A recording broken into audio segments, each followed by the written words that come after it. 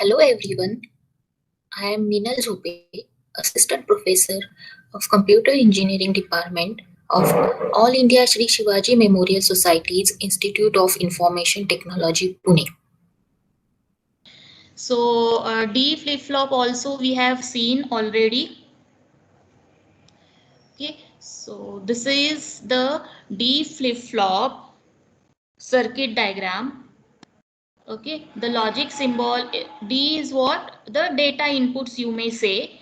Okay, so here instead of having the four outputs, okay, so what D flip-flop does, you just only give the one input 0 or 1, and by for giving 0 and 1 input you will get set and reset state of the flip-flop.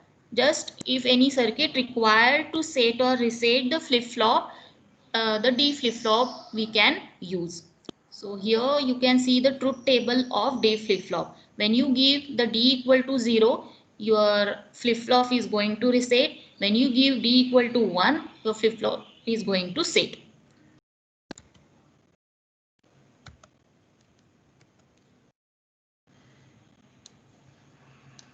Okay, now we will see the input and output waveforms for D flip-flop, again for positive age triggered clock pulse. Okay. Consider here this truth table, D flip-flop truth table. So here you can see the truth table. When you give the D as 0, the output will be, output means the next state. Next state will be 0. When you give the input as 1, the next state will be 1. Okay, and as there is only one input, so only two conditions are possible. See now the right hand side waveform. Okay, here again the clock pulse is given, clock pulse is given, then the D input is given, and you will get the output as the next state. Here consider that for this this is my the present state, this is the present state.